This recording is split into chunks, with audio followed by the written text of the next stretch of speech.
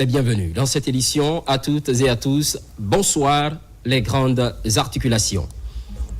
Ce 3 mai, la liberté de la presse est célébrée à l'échelle mondiale. Un regard rétrospectif est porté sur ce principe fondamental en démocratie. En Guinée, le cadre juridique est encourageant. Par contre, la situation financière reste fragile.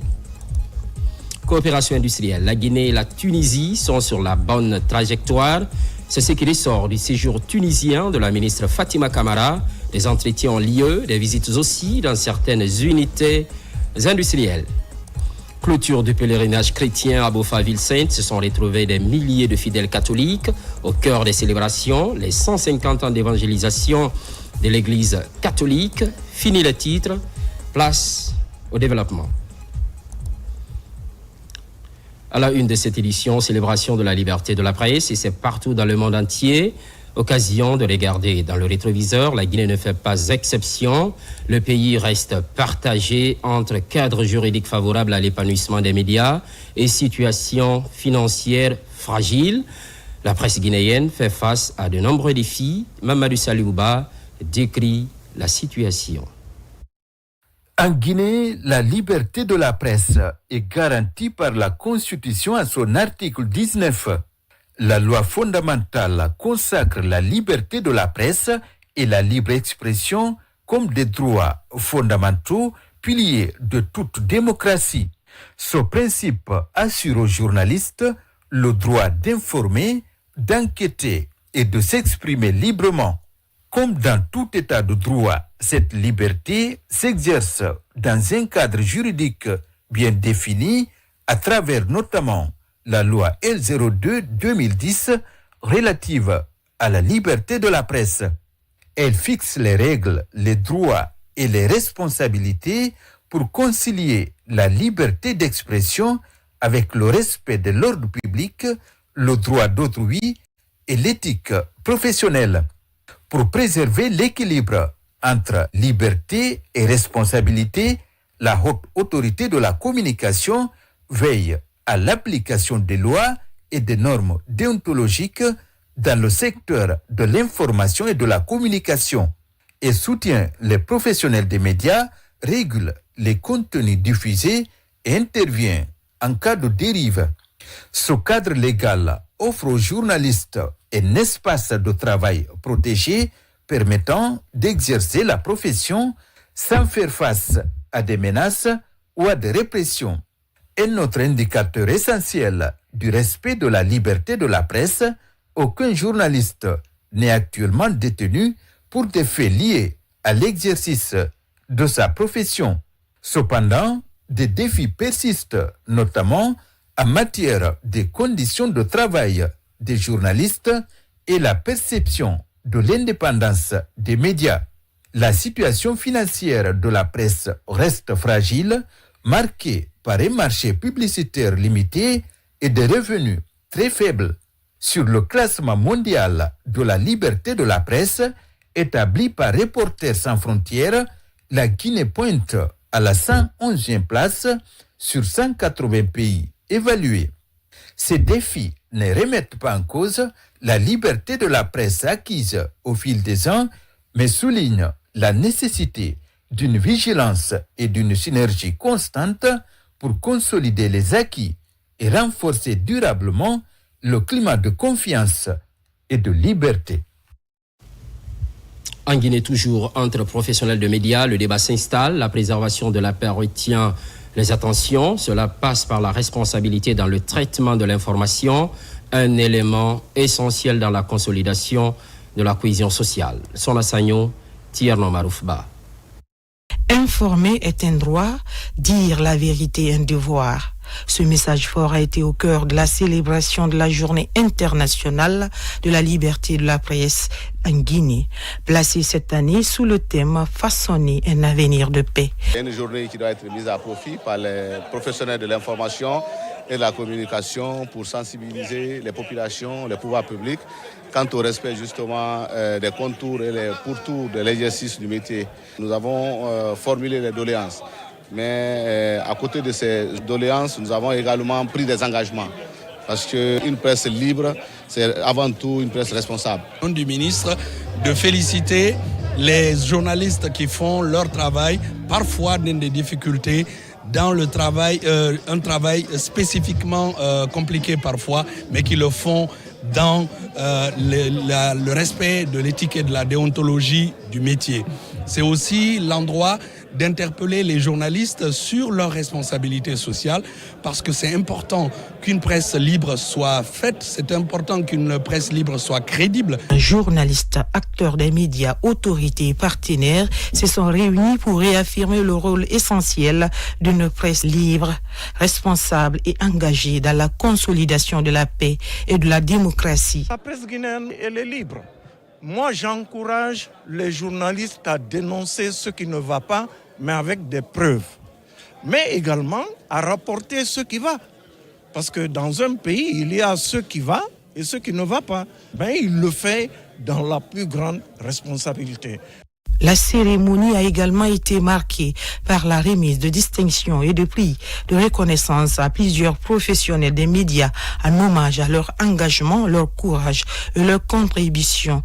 L'édition de cette année revêt une portée particulière, placée sous la haute présidence du chef de l'État, son Excellence, M. Mamadi Doumbouya. Elle consacre une reconnaissance forte des efforts engagés pour l'émergence d'une presse professionnelle, d'une presse structurée et ancrée dans les valeurs nationales. Moment fort de cette célébration, un prix de gratitude et un hommage spécial ont été décernés au président Mamadi Doumbouya, saluant ses actions en faveur du secteur de la presse et de la stabilité nationale. Au-delà des distinctions, cette journée sonne comme un appel à l'action, celui d'un journalisme plus rigoureux, plus éthique et résolument tourné vers la paix au service des citoyens guinéens. Par ailleurs, district de Bankalan, sous-préfecture de Karfamoria, préfecture de Kankan. C'est parti pour une nouvelle saison agricole, sous l'œil vigilant de la ministre des tutelles. Principale innovation cette année, la relance de la filière coton pour plus de rendement. Jamokaba. À 25 km de la ville de Kankan, le district de Bankalan, dans Karfamoria, sur les rives du Milo, cette année, ce grand bassin agricole accueille les acteurs de toutes les filières agricoles. En première ligne, la ministre de l'Agriculture pour porter la voix du chef de l'État. Dans son agenda, annoncer les bonnes nouvelles pour revitaliser le secteur agricole et galvaniser les acteurs de la culture du coton pour une campagne agricole couronnée de succès. La culture du coton constituait une source de revenus pour les braves populations et contribuait ainsi au développement socio-économique de la société à travers la création d'emplois directs et indirects.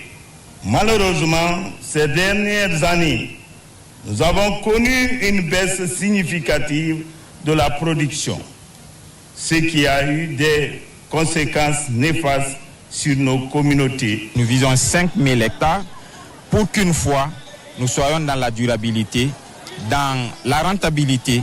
Nous essayons tant que possible d'aller dans le sens que nous a donné nos responsables. La présence de la ministre de l'Agriculture Aminata Kaba annonce un nouveau départ pour répondre aux multiples enjeux de la souveraineté alimentaire. Le signal fort cadre parfaitement avec la vision du programme Simandou 2040. Notre ambition est claire. Ramener la Guinée à des années de gloire cotonnière et au-delà, repositionner durablement notre pays parmi les grands producteurs et exportateurs de coton en Afrique, à l'instar de nos pays de la sous-région, notamment le Mali, le Burkina et le Bénin. La campagne cotonnière 2026-2027 s'inscrit dans cette dynamique de reconquête et marque une étape décisive dans le processus de redynamisation de la filière conformément à la vision du président de la République, son Excellence Mamadi Doumbouya. Avec ce programme, le ministère consacre son orientation vers une agriculture durable. Des investissements sont à renforcer pour créer un véritable pôle de développement d'activités économiques. Parallèlement, tournée de la mission de la Chambre nationale d'agriculture à Mamou, elle a rencontré les structures à la base et pour un seul objectif, vulgariser le document de cette institution, activité profitable aux acteurs du monde rural, un financement de la Banque mondiale. Mamadou Paté-Baldé. La Chambre nationale d'agriculture de Guinée dispose désormais des documents de base pour son fonctionnement et son organisation. Dans le cadre de la vulgarisation des documents, la Sénat a réuni à Mamou les membres des différentes chambres préfectorales de la région. Ce document, c'est pour en fait rendre professionnel la Chambre et c'est la nouvelle version, la nouvelle vision de la Chambre en termes de contribution au développement du monde rural, notamment la pêche, la production végétale, l'agroforesterie, mais aussi l'élevage. Ces séries de documents ont pour impact de favoriser le bon fonctionnement des démembrements de la Sénat au niveau préfectoral et régional en faveur des sous-secteurs de la pêche, de l'élevage, de la foresterie et de la production végétale. Cela vraiment nous permettra de nous outiller sur le fonctionnement et de connaître nos prérogatives et vraiment renforcer nos capacités afin de mieux assurer notre responsabilité. Dans un brillant exposé suivi des débats fructueux, les experts consultants de la Sénat ont partagé les contenus des différents documents avec les responsables de la région en vue d'élargir la vulgarisation auprès des acteurs du monde rural. Cette formation est venue à point nommé dans la mesure où beaucoup d'entre nous ignoraient beaucoup de choses autour de la Chambre d'agriculture. Maintenant, avec cet atelier, nous sommes tous outillés pour comprendre tout ce qui est lié à la Chambre d'agriculture de la Guinée. Dans cet élan, la Banque mondiale, à travers le projet de développement de l'agriculture commerciale en Guinée, accompagne l'appropriation des textes par les communautés et les acteurs afin de relever le défi de développement rural et de la sécurité alimentaire et nutritionnelle en Guinée. Pendant ce temps, à Timbi Madina, présence des acteurs majeurs de l'agriculture familiale et le viennent de la sous-région ouest africaine. C'est la première session ordinaire du conseil d'administration du réseau Europa. Au menu des discussions, les enjeux agricoles, alimentaires et économiques. Saint-Martin Fancinaduno. Au cœur des hauts plateaux du Fouta Djallon, Timbi Madina devient l'épicentre de réflexions stratégiques sur l'avenir de l'agriculture en Afrique de l'Ouest. La Fédération des organisations paysannes du Fouta Djallon, structure d'accueil, abrite cette première session ordinaire du conseil d'administration du ROPA, réseau des organisations paysannes et des producteurs agricoles de l'Afrique de l'Ouest, organisé pour le compte de la Confédération nationale des organisations paysannes de Guinée. Chez nous, actuellement, on vit l'insécurité armée et la production agricole est en train d'en pâtir. Donc, ce qu'on a vu hier, on a vu vraiment pas mal de modèles à emporter pour pouvoir appuyer la production agricole. Structurer le monde agricole en groupement, en union, en fédération. Et ensuite, ce que nous faisons, c'est de les accompagner pour des questions économiques. L'Europa regroupe 13 organisations paysannes nationales et des producteurs agricoles de l'Afrique de l'Ouest. Pendant plusieurs jours, les participants examinent les grandes orientations stratégiques du réseau, évaluent les actions menées et définissent de nouvelles perspectives face aux défis majeurs du secteur rural. Vouloir mettre le monde paysan ensemble, 15 pays quand même, c'est vraiment quelque chose d'extraordinaire que nous saluons fortement. C'est une belle initiative que nos États doivent soutenir parce que c'est ce monde paysan qui nous nourrit. Si nous donnons la force à ce monde paysan pour nourrir notre population, je pense que nous allons atteindre notre indépendance totale. À Timbi Madina, les voix du monde rural s'élèvent à l'unisson pour construire une agriculture plus forte, plus solidaire et tournée vers l'avenir. Une ambition collective qui place les producteurs ruraux au cœur des solutions pour assurer durablement l'autosuffisance alimentaire de l'Afrique de l'Ouest. Pendant ce temps, l'utilisation du gaz domestique en lieu et place du charbon de bois, c'est la tendance en implémentation au niveau du FABGaz, structure en charge de la promotion de ce produit énergétique. À Kindia, invité fait au changement d'habitude. Sounou Sidibé, Marwan Kamara. Dans les marchés et les lieux publics de la commune urbaine de Kindia, l'équipe du Fonds d'appui à la promotion des gaz est à la rencontre des femmes, principales utilisatrices des combustibles pour la cuisson. À travers des échanges directs et des démonstrations pratiques, elles ont été informées des avantages liés à l'usage du gaz, notamment en termes de santé, d'économie et de protection de l'environnement. Vraiment, je suis convaincue aujourd'hui la sensibilisation qu'ils m'ont donnée à propos du gaz. Mon engagement, je viens encore pour sensibiliser les autres. Je veux dire à tout un Guinéen, surtout on a eu l'usine du gaz dans le pays, de s'abonner au niveau du gaz et oublier le charbon du bois. La chaleur qui s'y trouve dans le pays, alors là, c'est dû à la déforestation. Et la déforestation, là, c'est lié aux coupures de bois. La préfecture de Kindia, l'une des zones agricoles par excellence, subit la déforestation liée à la production de charbon. Par cette campagne de sensibilisation, le Fonds d'appui à la promotion des gaz en Guinée compte accélérer la transition énergétique dans les ménages tout en améliorant les conditions de vie des populations. Et le gouvernement de la République, sous l'impulsion du président de la République, le président Mamadi Doumbouya, est engagé avec notre ministère de tutelle, le ministère de l'assainissement, de l'hydraulique et des hydrocarbures, notre directeur général Kamassa Diallo, sont tous engagés pour faire du gaz la première ressource pour les énergies de cuisson en République de Guinée. Cette action de proximité pourrait à terme changer les habitudes et préserver les ressources naturelles de la région. La campagne de sensibilisation va se poursuivre dans les autres localités de la Guinée. Le défi restera le même, informer sur l'utilisation et faciliter l'accessibilité des kits pour que le passage du noir charbon au bleu gaz devienne une réalité durable pour tous les foyers du pays. Il y a quelques années, le centre d'éducation à l'environnement et au développement était dégradé. Le ministre Alpha Bakar Bari revient sur le chantier qu'il avait lui-même activé. Le site reflète une nouvelle image, vous allez le voir. Le CED de Pita fait peau neuve, confirmation avec Thierry Ousmane Diallo. En 2022, c'est l'image qu'affichait le Centre d'études à l'environnement et au développement de Pita lors de la toute première visite des lieux par le ministre de l'Enseignement technique. Quelques mois plus tard, des travaux de rénovation vont être entamés. Aujourd'hui, ce centre, autrefois dans un état de délabrement poussé, a changé de visage pour offrir un cadre d'études plus attrayant. Comme vous le constatez, nous avions fait une rénovation, une extension de ce centre. Il y avait déjà 5 anciens bâtiments que nous avons rénovés et nous avons construit 7 nouveaux bâtiments. Donc comme vous le constatez, nous sommes sur les dernières lignes droites pour pouvoir faire cette finition afin de livrer cet établissement. C'est l'une des premières, écoles en Afrique de l'Ouest qui non seulement enseigne les techniciens en environnement.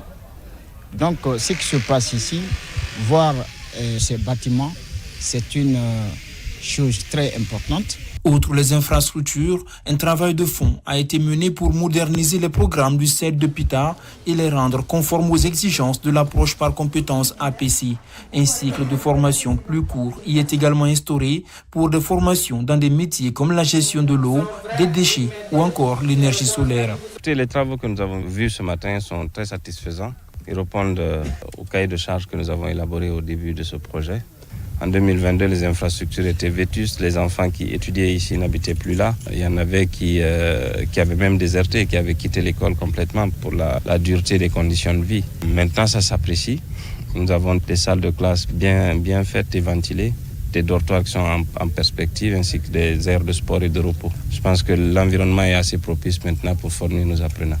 L'inauguration du CED de Pita devrait avoir lieu les semaines à venir, un établissement complètement rénové 29 ans après sa création pour jouer un rôle plus déterminant dans la protection de l'environnement.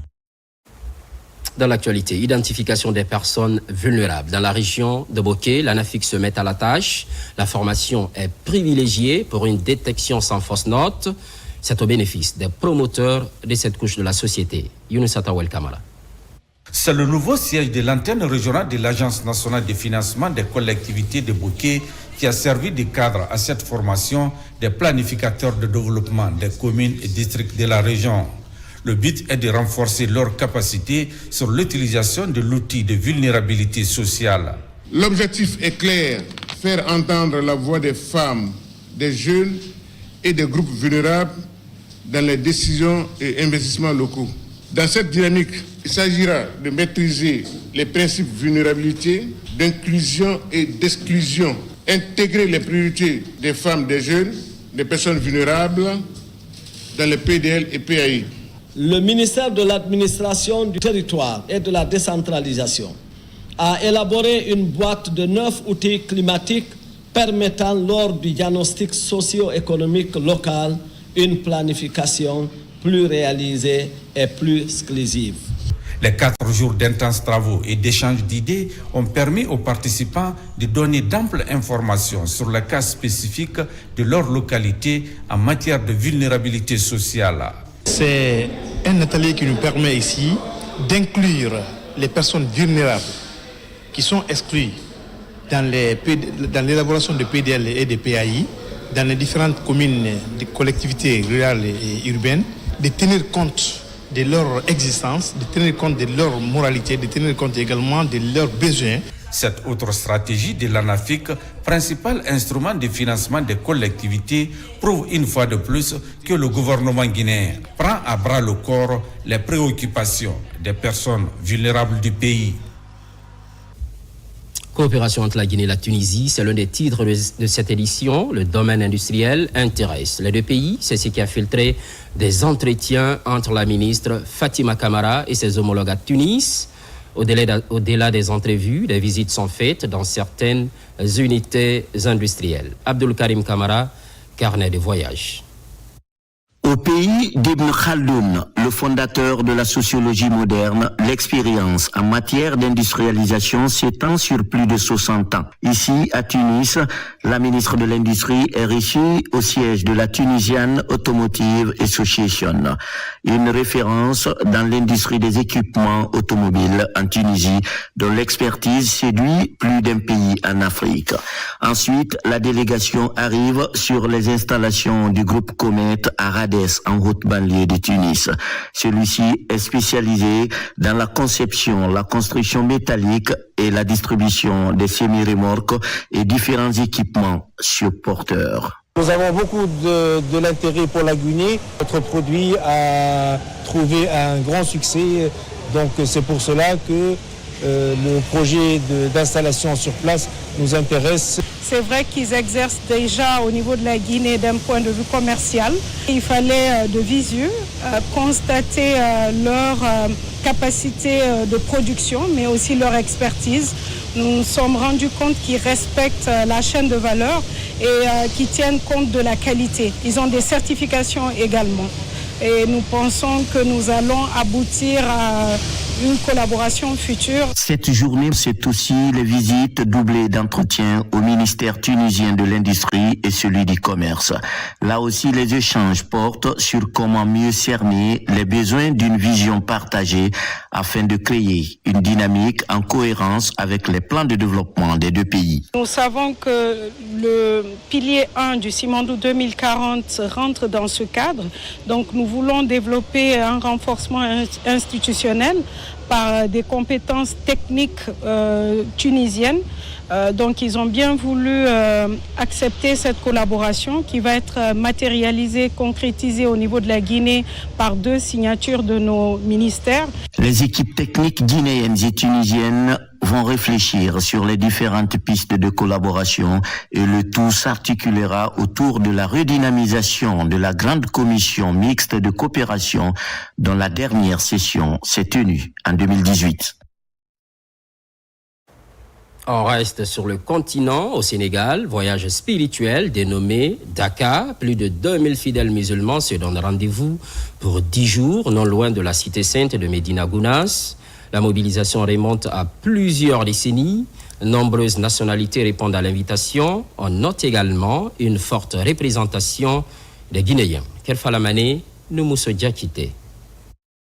Dans la région de Kolda, au Sénégal, voici la ville sainte de Médina Gounass. Fondée par un certain Tierno Mamadou Saïdou, la localité sert depuis 1942 de repère pour une retraite spirituelle. Un cheminement de la foi appelé Dakar qui se tient au milieu de nulle part dans la savane, à plus de 10 km de Médina Gounass. Cette année encore, le Dakar refoule du monde. Des fidèles musulmans, loin du tumulte de leur quotidien, pour la quête de l'intériorité de la retraite. Il y a des marabouts qui ont des talibans un peu partout.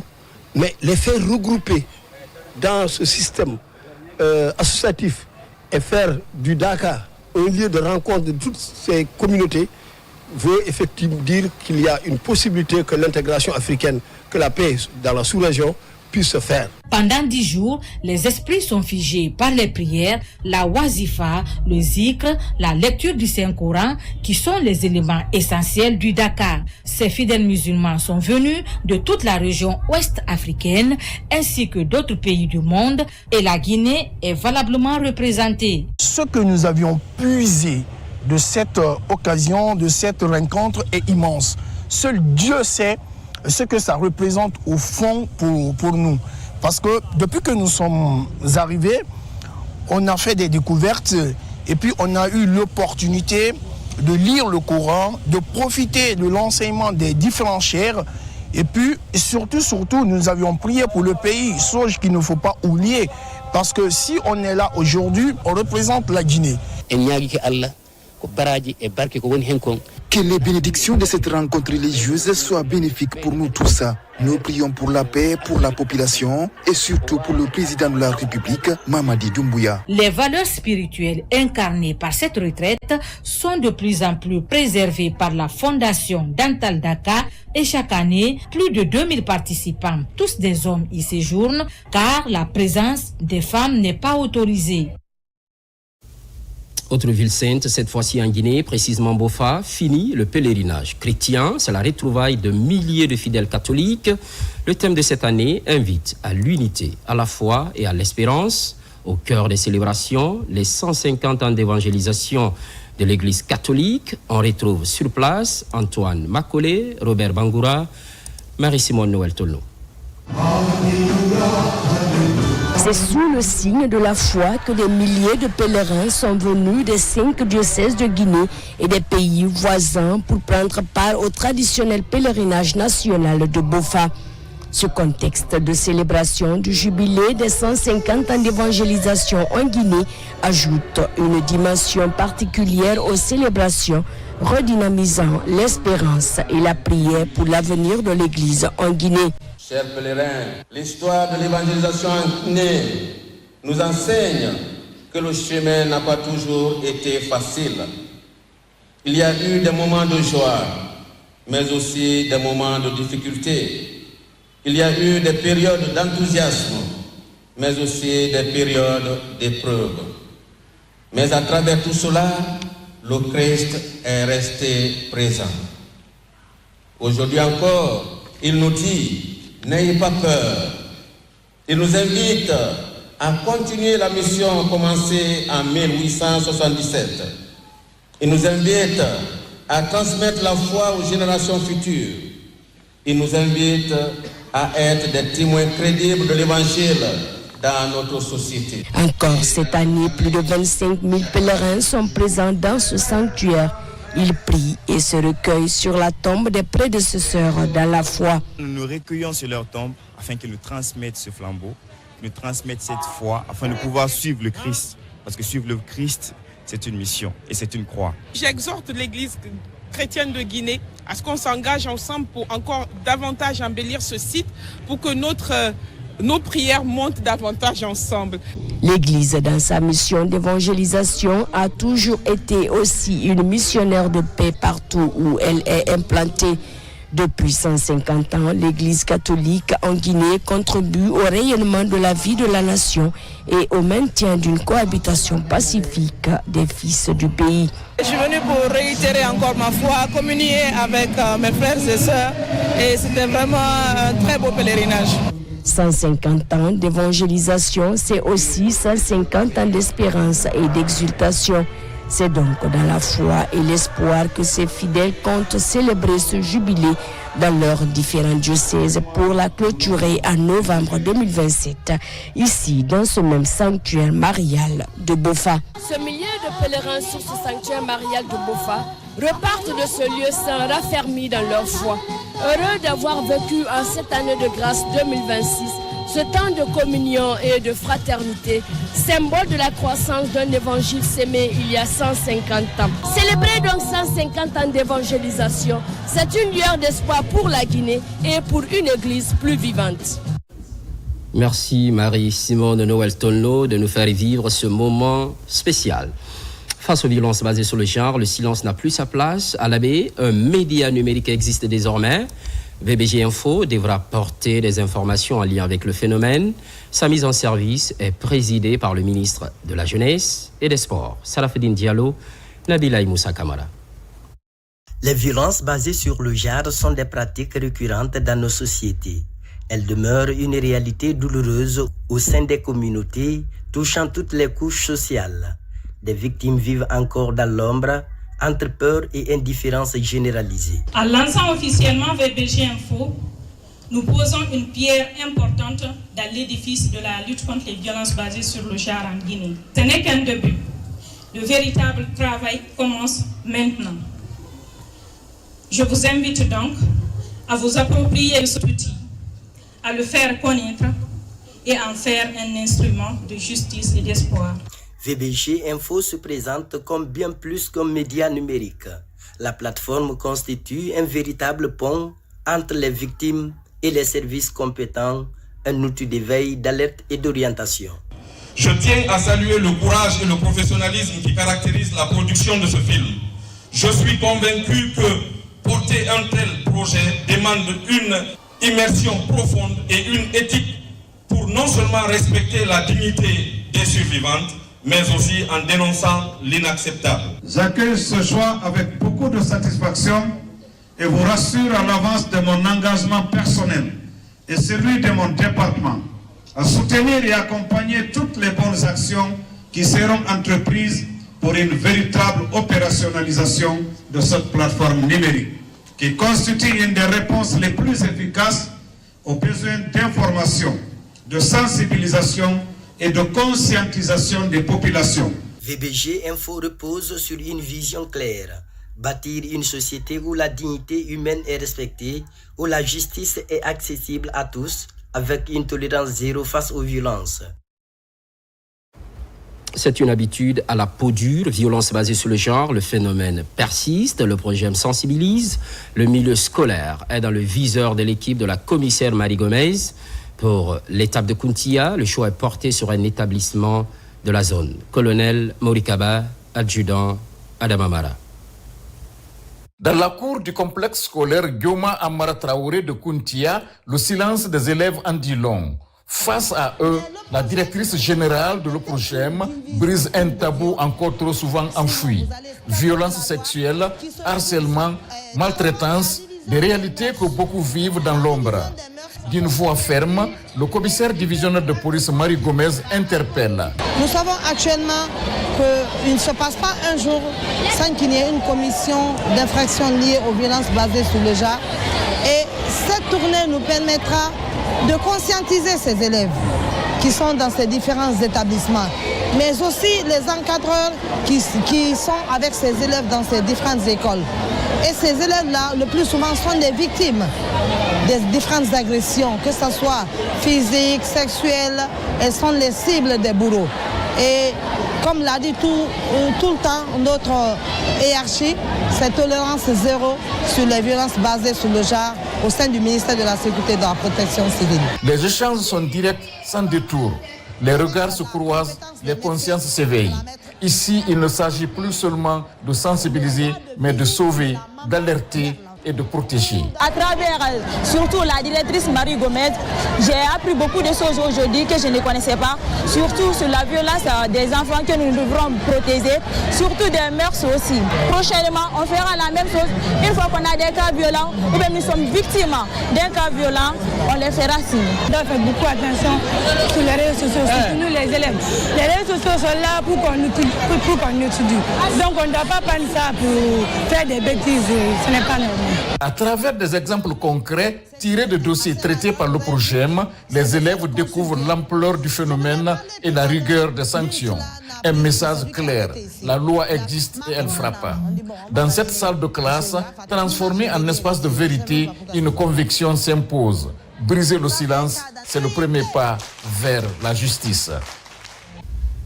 Initiative encourageante à la Cité des Sciences, tenue du Salon du codage et de la robotique, suivi du Forum de compétences numériques en Guinée.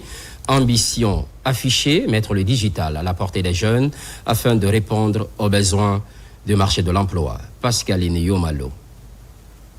Étudiants, enseignants, professionnels du numérique et passionnés de la technologie ont répondu présent, réunis autour d'un même enjeu, préparer la jeunesse guinéenne aux exigences du monde digital. Au programme, exposition, démonstration de robots, ateliers de programmation et de panels de discussion. Codage robotique, ce sont les compétences qui sont exigées dans ce monde du XXIe siècle. L'objectif principalement, c'est justement préparer ces enfants au métier de futur. Sakoro s'inscrit dans une dynamique de réforme visant à adapter le système éducatif aux réalités du marché de l'emploi. L'ambition, doter les jeunes de compétences pour être compétitifs, innovants et autonomes.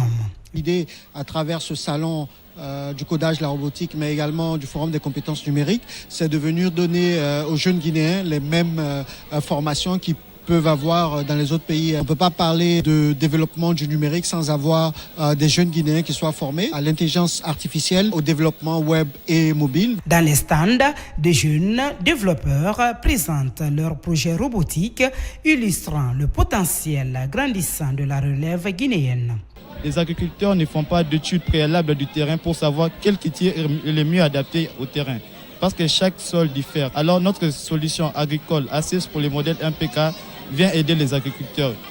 Les MPK analysent les concentrations de l'azote, potassium et phosphore se trouvant dans les sols. Et c'est à partir de ça, il va déterminer automatiquement les cultures les mieux adaptées au terrain. Nous vous présentons une voiture autonome dotée d'une intelligence embarquée capable de percevoir son environnement, d'analyser les dangers en temps réel sans aucune intervention humaine. Le Salon du Code et de la Robotique 2026, associé au Forum des compétences numériques, se positionne ainsi comme une véritable plateforme d'opportunités pour une meilleure insertion des jeunes dans l'univers du digital.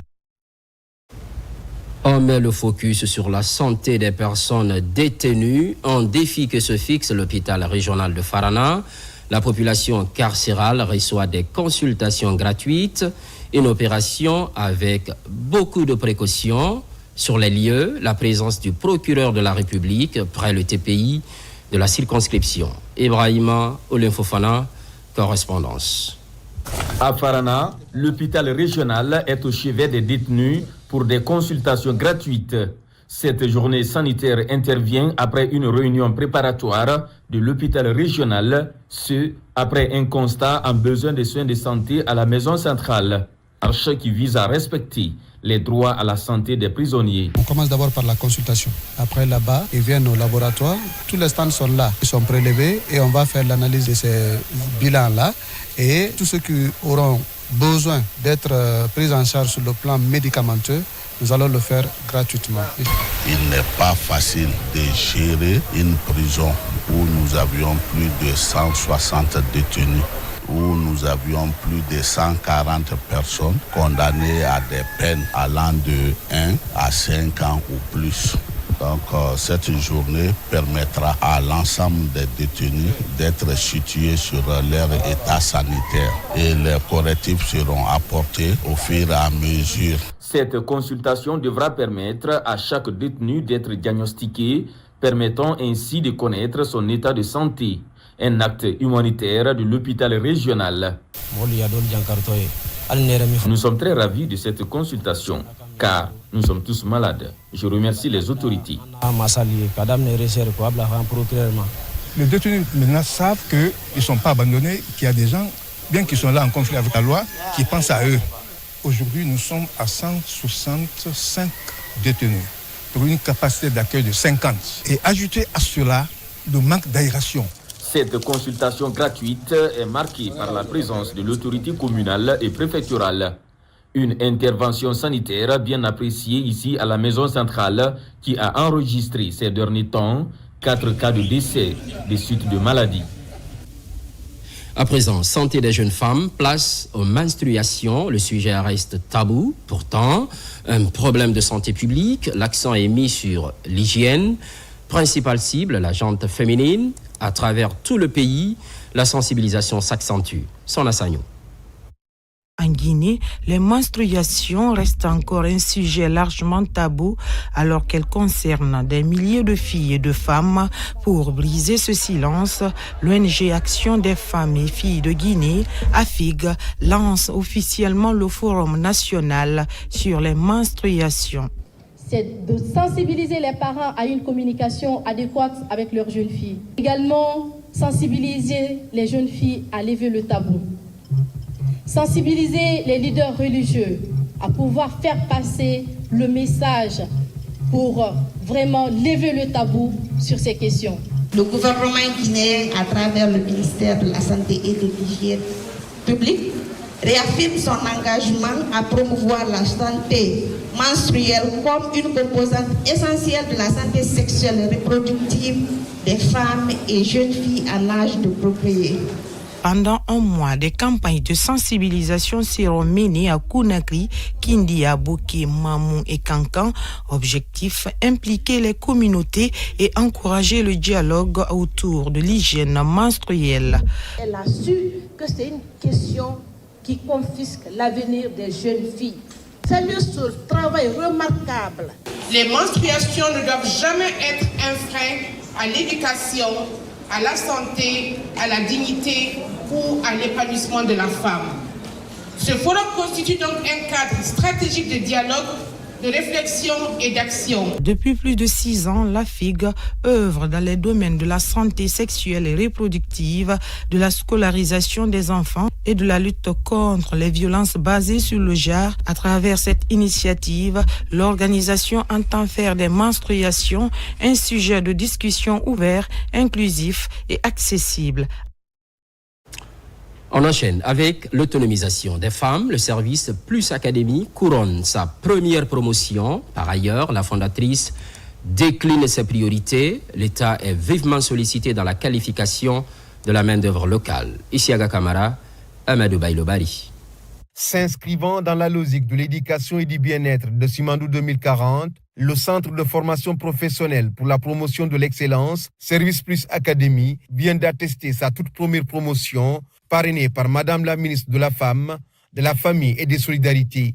Ces lauréats en esthétique, onglerie, maquillage et tant d'autres spécialités expriment leur satisfaction et leur engagement à servir avec professionnalisme. Je remercie Madame la ministre Patricia Alama. Sa présence aujourd'hui nous motive, nous donne la passion, l'expérience d'avancer dans notre carrière. C'est désormais un objectif que ce centre se fixe pour la qualification et l'exploitation de la main-d'œuvre locale. Notre objectif est de proposer un centre qui permet l'autonomisation des jeunes et des femmes par des métiers qu'ils peuvent apprendre en maximum 3 mois pour commencer à exercer. Nous essayons de former beaucoup de personnes gratuitement. Je veux que Service Plus Académie soit le centre d'excellence où les Guinéens viennent recruter des Guinéens pour travailler dans le pays. Le ministère en charge de la femme et des solidarités entend appuyer ce centre professionnel pour la qualification des jeunes à travers divers métiers. Ces formations-là sont en rapport avec le projet Simandou parce que les services à domicile, l'esthétique, le bien-être sont très importants pour les populations. Beaucoup de courage à Madame la fondatrice, Madame Tessa, parce qu'elle innove et elle apporte un souffle nouveau à tout ce qui est service au niveau de la société. Et aussi aux apprenantes et celles qui ont été diplômées, je dirais bon courage. Nous allons voir comment signer un partenariat afin de soutenir les étudiantes qui ne peuvent pas prendre en charge leur formation. Tout en élargissant son champ d'action, Service Plus Académie accorde une formation aux jeunes sur une durée record de 3 à 6 mois. Préfecture de Fourikaria, journée internationale des droits des femmes, une célébration en différé, vous le savez certainement. À Mefarenya, plus exactement, la communauté et la société Rio Tinto se donnent les mains et une collaboration synonyme de bonne cohabitation. Marwan Kamara, Sidiki Sissé. Dans cet espace aménagé pour l'occasion, autorités locales, partenaires et femmes venues de différentes localités de la commune urbaine de Fourikaria Ensemble, ils participent tous à la célébration de la Journée internationale des droits des femmes en différé. L'initiative est le fruit d'une collaboration entre les acteurs locaux et Rio Tinto Simfer. Chez Rio Tinto Simfer, nous croyons profondément au potentiel de chaque individu. C'est pourquoi nous avons fait le choix d'une culture d'entreprise inclusive où la diversité est la richesse et où les contributions de toutes et de tous sont reconnues, valorisées et respectées. Je tiens à exprimer ma sincère gratitude à notre partenaire Rio Tinto Simfer dans l'accompagnement témoin d'un engagement concret en faveur du développement communautaire et de la promotion du bien-être des femmes dans notre pays, particulièrement dans la préfecture des Forêts-Caria. Cette commémoration représente un cadre de sensibilisation et de plaidoyer pour une meilleure prise en charge des préoccupations des femmes et des filles dans les différentes localités des Forêts-Caria. L'accès des femmes à la justice ne doit pas être un slogan pour nous, mais une réalité vécue. Nous, les femmes, demandons que nos droits soient respectés, que nos voix soient entendues et que nos vies soient protégées. Vous représentez tout pour nous. Vous méritez d'être accompagnés. Si vous faites vos bénédictions sur nous, c'est quelque chose qui va nous accompagner durant tout le reste de notre vie. Nous remercions nos partenaires Rio Tinto Simfer pour tout ce qu'elles sont en train de faire. Une célébration riche en messages et en engagement qui témoigne de la volonté de la société Rio Tinto Simfer de faire avancer la cause des femmes. La clôture de la cérémonie est aussi marquée par la remise des kits d'assainissement au groupement des femmes balayeuses dans la sous-préfecture de Mafereña. Merci aux équipes techniques et à l'ensemble de la rédaction, à vous également pour l'estime sans cesse renouvelée. Les programmes se poursuivent, l'actualité évolue en Guinée, notre paradis, terre de richesse et d'innovation. À très vite.